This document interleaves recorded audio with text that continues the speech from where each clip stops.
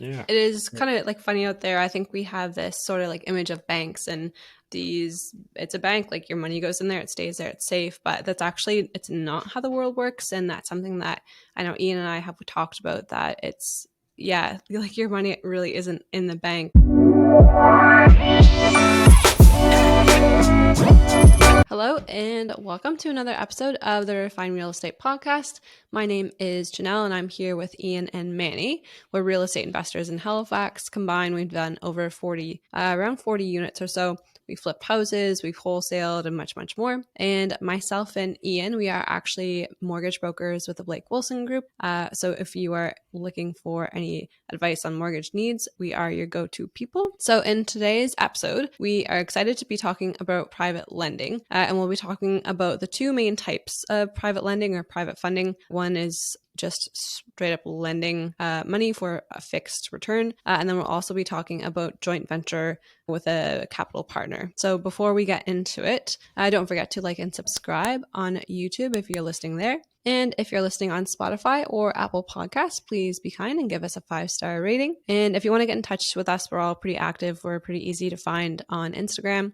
You can find us at Refined Real Estate NS, or you can find our personal Instagrams. We'd love to hear from you. We'd love to hear feedback on the show and what you like or what you like to see on it. But first off, before we get into today's episode, what is going on, everyone? What's happening in the world? So in the world, I guess to date this, we're recording around March 15th. We're fresh off the heels of some major or fairly major U.S. banks getting into some trouble. So the most common one, or the most popular one you hear a lot of, is the Silicon Valley Bank. So a huge tech bank now down and out. So, and again, as we're recording this, we're hearing some of the other banks that are starting to have some troubles as well. So you're definitely seeing a different financial climate out there. So it's interesting to see what's going on with that. So, and that's directly affecting what interest rates are going to do. That's affecting essentially the worth of the Canadian dollar for us up here. So it's got massive implications. I think we're just to do like a very general, understanding of what's happening is basically the bank. So they were booming, as was the rest of the economy for the last few years.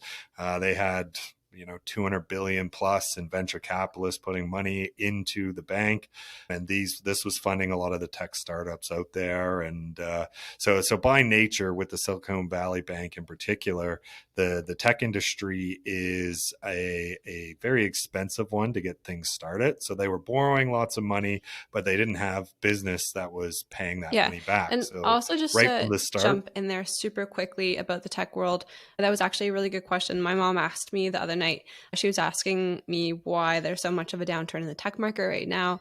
And I was thinking about it, and I was like, I have my speculations, but I was like, that's actually a really good question. Like, why? When we're talking about the Canadian market, and like there is Canadian growth in jobs, specifically not the tech sector. In that, one of the reasons is because during the pandemic, there was a big boom and the demand for tech products. We all saw like what happened with Zoom and Netflix and all that stuff. And then that's actually one of the reasons why there's a downturn. And then with that, they also have the layoffs coming. It's a very tech heavy market, obviously. So one of the easiest things to cut costs would be layoffs. But that's just kind of touching on the high level reasons. Yep. Then following on that, so they had all this money. They figured, what our best bet is we're going to put it in bonds and mortgage-backed securities. And basically how that works is you get, you invest in these bonds, and in 10 years, you're going to see those little returns of, 1.72%, whatever it might be. But what happened is they were overextended. So they actually had to sell off their bonds. And when interest rates go up, the bond value goes way down. So they sold at massive losses. And then this caught wind through the community, and people were saying this bank's not doing well. So a bunch of people all at once tried to tried to pull out their money, and basically they ran out of money to give people. So what's happened is the government's stepping in and saying, anyone had money in this bank, we're going to make you whole. We're not the investors in the bank. They are going to lose all their money. The people working at the bank, they're going to lose all their jobs, and it is going to be a definitely a ripple effect through the financial world, as we're already seeing. And one of the high level, potential problems you see from here is with these smaller banks starting to fall. And again, it's not a small bank. It's I think the 16th or 18th largest bank in the US. But the potential problem we're going to see is a lot of these smaller banks drying up, and we're going to have to move, or the states is going to have to move to a larger centralized banking system, and that's just good for no one, no competition, and they just get to run the world down there. But so that's just my quick high level take on what's going down there. Manny, what all do you have to add to that? You gave a pretty good description of what's going on, and it's a lot of uncertainty out there right now. So Silicon Valley Bank was just the first. Another one called Signature Bank went under, and then two other ones. One called Credit Suisse. I think it's an international bank, and then it's not good out there. People are scared, and this is a prime example, I think, of why we like real estate, because money in the bank, people think it's safe. But as we see here, not always. 2008 should have given people some indication of what can happen when things go wrong. But real assets, real estate, these apartment buildings that we buy, they can't be taken away unless a natural disaster comes and sweeps it off, the ground. That's why we have insurance. Cash flow too. The cash flow is what kind of keeps these buildings afloat during times like this. I saw a post today, and some guy was like, "Oh, my stock portfolio just got destroyed. My savings are getting destroyed by inflation." But you know what's still there? The cash flow of his apartment buildings. That'll sustain him through these economic downturns. And over the next 5-10 years, when everything corrects, he'll be better off because of it. So yeah, it's crazy out there. We have no idea what's going to happen. It's really hard to tell. Worst case scenario, it'll be like 2008. And that is, we really, really hope that does not transpire. But time will tell. Time will tell. Yeah. It is kind of like funny out there. I think we have this sort of like image of banks, and it's a bank, like your money goes in there, it stays there, it's safe. But it's not how the world works. And that's something that I know Ian and I have talked about, that it's, like your money really isn't in the bank. And not to kind of make this like a fear sort of like pandering episode, but there's a lot of funny stuff out there that happens. Like I know even, in talking about like the investors who have money in those banks and they're trying to get their money out. There's been a couple like things like this happening in history, or like in the finance world. Like I know Quadriga was a cryptocurrency that went under. I know people who had money in Quadriga, like they bought crypto and then that went under. That's kind of a cool story if anyone is ever interested. That the owner or the wife of the owner actually lived in Halifax, and that went under, and then like your money's gone. So same for the like SVB like owners, their money, they might not ever get it back, which is not what you want to hear, but that's life. They won't unless the government kind of saves everybody's butt here. And I wanted to mention too, like the banking system, like the kind that we have here in North America, it's called fractional reserve banking. So when we put money in our savings accounts, it's not just there, the bank goes and loans it out. So that's why if you ever go to the bank and you ask to pull out, a large sum of money, they don't have it. They need time to kind of get it together, because it doesn't make sense to just have the money just sitting there. So the bank is a business in and of itself. That's why, you can buy stocks in the bank, because they need to become profitable. And this is the kind of the repercussions of what happens when things go south, what we're seeing in the economy right now. Yep. 100%. Or when they get carried away. And that's kind of where the argument for especially the Silicon Valley Bank is there's a lot of questions about, okay, did they actually keep that required fractional amount in the bank? But so that's speculative theory that's going around. The other thing being, of course, if everyone comes at once to withdraw a bunch of money, any bank's going to be in trouble. So it's not just like this is a very unique case, but it's like weird financial times create a lot of weird problems. And I think this is like a good time to highlight. I know for myself, like when I was younger, if people were talking to me about like the banking system and someone said like fractional banking system to me, I'd be like, I have no idea what that is, and why would I ever care? I think as you get older and as you get to be an adult and you have a little bit more skin in the game, like you are dealing with banks or you are making investments or you are buying crypto, then that's when your interest starts to peak, and it's not exactly like a happy reason to get into it, but these things that happen like this are a good reason for people to start like educating themselves in it, and then you kind of start going down like the Google rabbit hole and like looking into it. So on that note, like they're somewhat good like educational pieces, I guess is what I'm trying to say. Yeah, we could talk about this for an entire episode. So Yeah, but we won't. We'll leave it there, and we are going to get into today's episode. So first, starting off, let's go over what I guess we'll refer to as like traditional, regular private lending. So if someone wants to start us off there and just explain what that is. yeah, sure, I can talk about this one. So private lending, it's actually quite straightforward. So let's say, Ian, you have some money that's sitting in your account doing nothing, and Manny over here has a project on the go. Me and you come together, and well, I would probably come to you and ask for a loan of some sort, or for you to invest in my project, and in turn, I would pay you a fixed interest amount. So that can be negotiated. If it's 10%, let's say, I take your whatever amount of money you give me, and at the end of the term, you'd get all of your money back plus the interest. Now, the interest can be paid monthly or it can be paid in a lump sum at the end. That's also negotiable, but it's really a transactional relationship. It's like you give me cash, I do the work. At the back end, you get your cash back and the agreed upon interest rate. And then you're done. Like you get your money back, you get your interest, and then you have no stake or say in my property or wherever I use the money for. And then we just kind of move on. So that's traditional lending or private lending. And there's usually an agreement. There's like a legal document signed. I'm sure we've all heard it, like a promissory note. And yeah, it's like a promise. You give me this money, I promise to pay you back plus whatever interest rate we agreed upon. There can be a secured promissory note. So now that means you're on, like you have like almost like a second mortgage. You're almost like you have entitlement to this asset if I don't pay you back, or then an unsecured promissory note.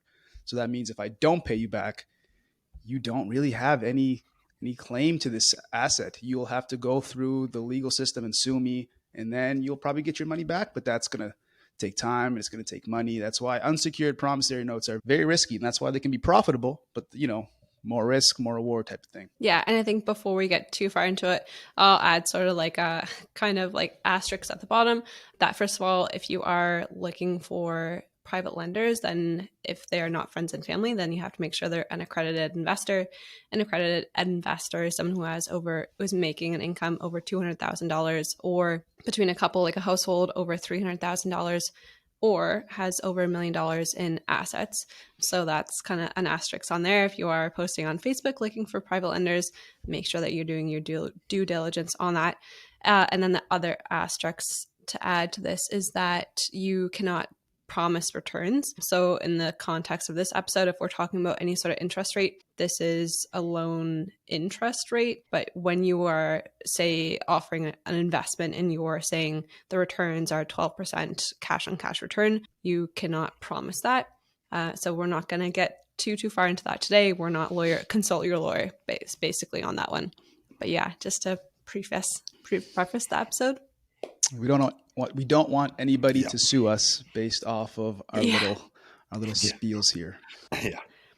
Yeah, purely examples, things that we're doing, but again, talk to your lawyer to set up specifically how you should be doing it. So that was a great explanation of private lending, lending a straight fixed amount of cash on a promissory note. Thanks, Manny. That was perfect.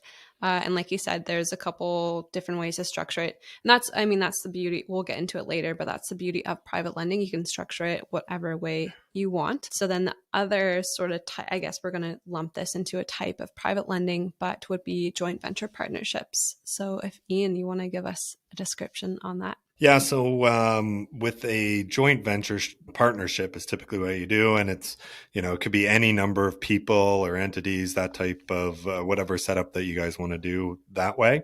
But basically, what you're saying is you've heard it referred to as you get a money partner. And that's we've done this on projects and it's gone quite well. But essentially, what you're doing is you're saying you give me the funds to get this project completed.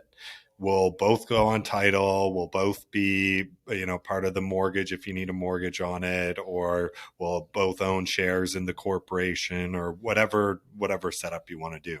But essentially, you're the working partner, and then you have someone else that's going to come in and be an equity partner in it, but they're just putting up all the funds for the project. So, and again, this can range from so many different things. It's pretty common to see 50-50, where they put up all the money, you do all the work, and away you go. But you see things like maybe they're only 10% of the deal, or maybe they're 70% equity on the deal. So it totally depends. With this, sometimes you'll see things like there'll be fees associated with doing this that one of the working partner might charge. So you might have like a acquisition fee or a management fee or a refinance fee. So there's other ways that people get paid like that.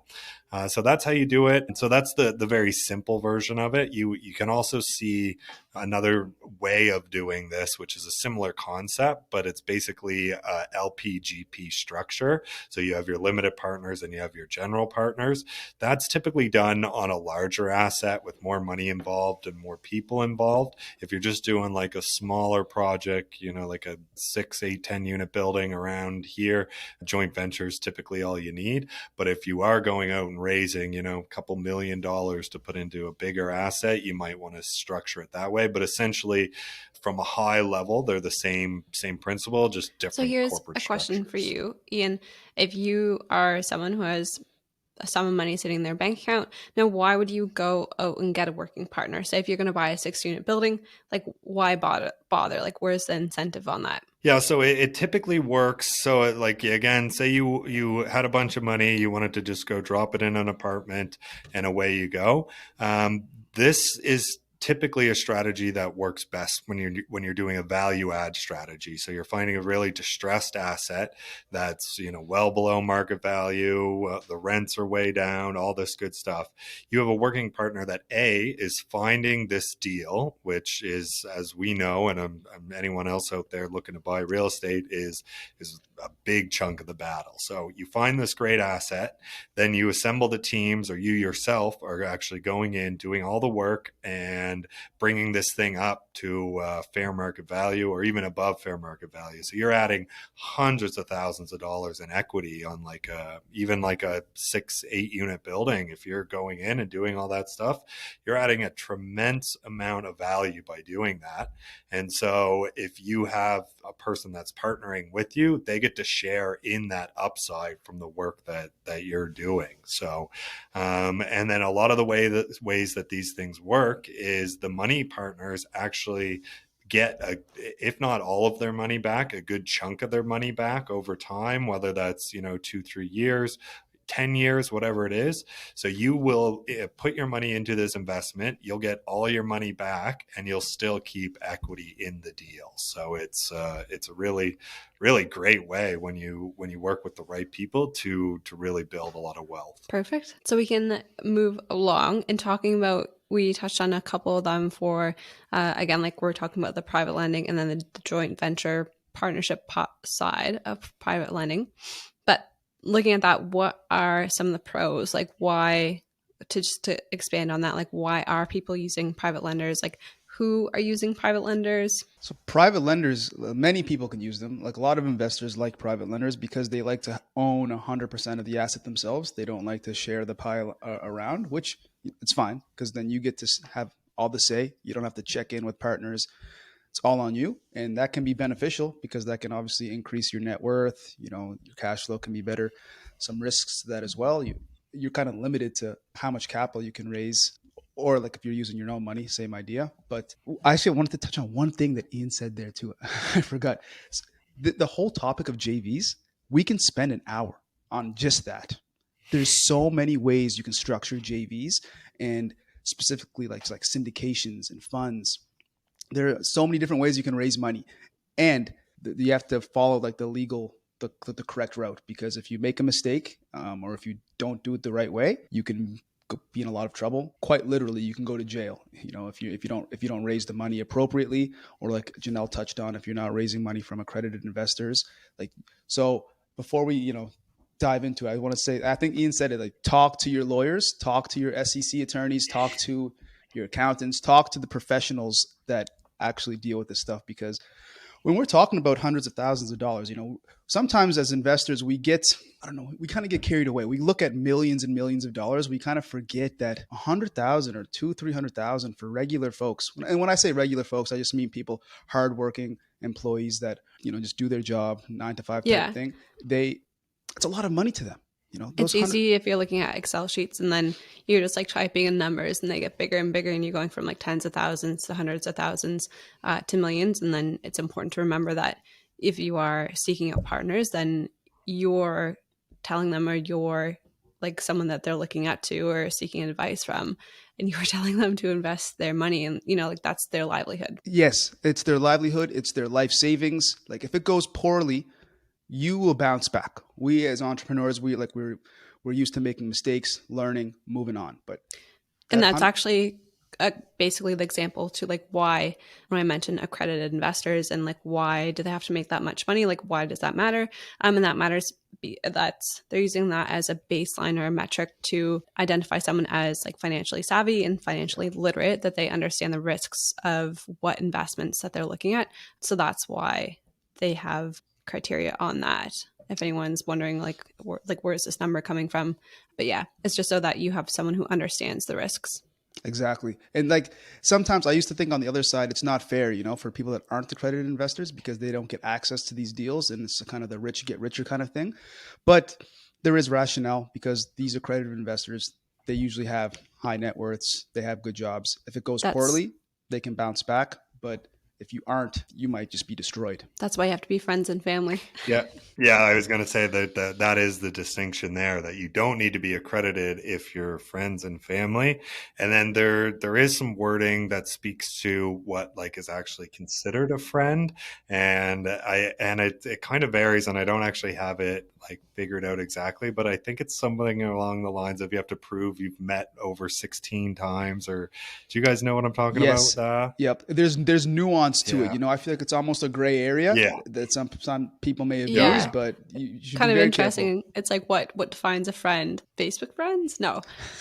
So if you're going out for lunch with your investors, make sure you save your lunch receipt. Yeah. Or just can show proof that you've met that many times. But again, that's if they're not accredited. We definitely advise like go with accredited investors when you can. And again, like some of the newer investors out there, it might be hard to tap into a network of people that are accredited of investors. But again, that's just part of the journey with the real estate side of things. It's like as you grow, you show proof of concept. You show, look, I can be trusted on these projects. I know what I'm doing, especially if you're doing it now and you're surviving it through these difficult market conditions. It's like, again, build up that resume. So then as you're raising money for projects, you get to meet the friends of the people you've already raised money from and invest with them, and just keep growing your network of investors that way. So just to keep things moving along and talking about the pros of private money. So the pros, like the first of all, it's access to capital. I'll just touch on this for a minute here. Yeah, access to capital, and that's one of the biggest hurdles that investors come up to when they're first investing, and that's what a lot of us, like a lot of our listeners, probably encounter. They're like, "Where am I getting the $60,000 to buy a house?" Or, for example, and just using a flip, because a flip is a kind of nice and easy example.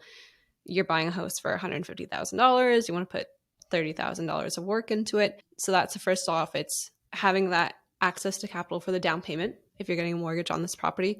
Or this is where the creative financing, because this is part of creative financing, comes into play. It's being able to buy that property because banks don't want to lend you the money. And oftentimes banks don't want to lend money on the flips. It's hard to pay that mortgage back. The bank sees that as like a lower level of confidence. And again, just to give this context, comparing it to like a family. I'm going to buy this house. Me and my like husband, we both work and we're paying the mortgage on it. The bank is like, you are great customers. We want you. Here's your mortgage. But when the bank sees you buying a house for a flip, they're like, I don't know about that one. So then that's where private lenders come in. So that's just one pro from me, but I know there's a ton more if you guys want to touch on that. Yeah, so another pro, and this is kind of a double-edged sword. So depending on how the deal is structured, you can get a lot of security in your actual lending. So like, if you have a private lender that could even, and this for, again, the flip example, that you could, if you've got enough money to buy that flip outright, then the lender is in first position. They're as secure as a bank would be on that property. So it's, and even it's really... Just to even touch on that, one of the last flips that we did. So sometimes it can work in a couple of different ways. But in this particular example, we bought a house in Dartmouth on Farrell Street.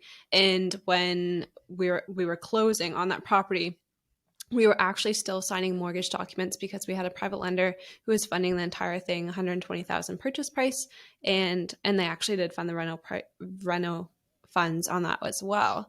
But it wasn't like they wrote a check out to Refine Real Estate to buy this house. It actually goes from that private lender to their lawyer. And then those funds get dispersed to purchase the property to the seller. And then when I went to sign the closing documents, it was a mortgage document. It was a mortgage to, like Janine, whoever that person is. So that might be, I think, a big misconception out there that people imagine private lending as like cutting a check, and it works in many different ways. And that's a really common way. So that's the pro there. And then same with like a joint venture. It's like if you own shares or, a portion of the asset, it's like you are etched in there. It's not like, I can't repay you or whatever it is. It's like you are part of the legal entity that owns this. So those are the pros. But like I said, the other side of the coin is, say you have a promissory note for $20,000 just to help with renovations or whatever it is.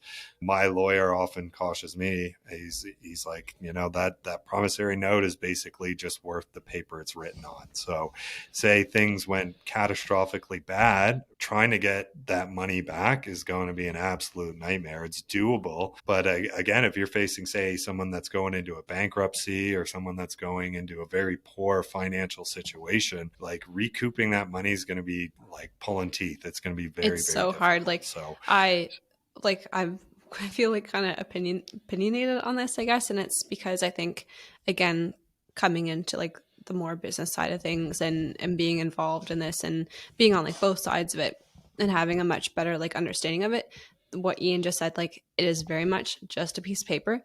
And again, if you're, say, a private lender doing a loan for $20,000, if that loan is not repaid back, how much are you going to spend in legal fees to recoup that money?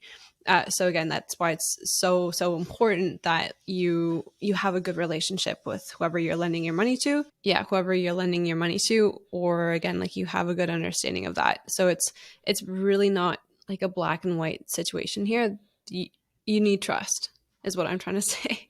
Yeah, I was just going to say the exact same thing. You need to trust this person, very much so. Like you have to know their business ethics. This person has good morals. They have good reputation in the industry. All of these things. Do your due diligence on the person just as much as you are on the deal. Because if it goes south, like you guys said, good chance you're not getting that cash back. Or if you are, it's going to take some time. So a lot of reward. It can be very rewarding. Those interest payments are nice. People really appreciate those. They can help with your cash flow significantly, but you have to be aware of the risk, because just like anything, if you're getting at least 10% return on anything, there's going to be inherent risk involved, and just be aware of it when you go into it. Yeah.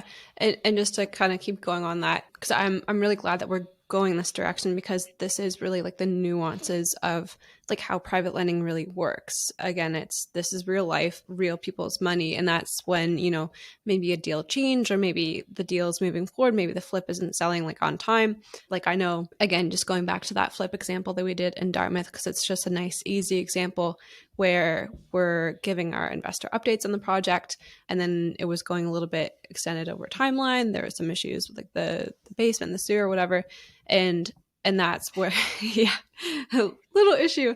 Um, yeah, every time it rains, I think of that house. But no, like, but really, like when we're on that project and we're staying in contact with the lender and giving them updates on what's going on, and to me, like that's just me valuing that relationship. It's that kind of going above and beyond piece of it of like, hey, this is what's going on, and just so you know, this is our plan A, this is our plan B, this is our plan C, and just staying in contact with them because it's again, this is focusing on the regular, hey, I lent you money, I have a expected interest rate that I'm receiving back on it. This is the example that we're talking about.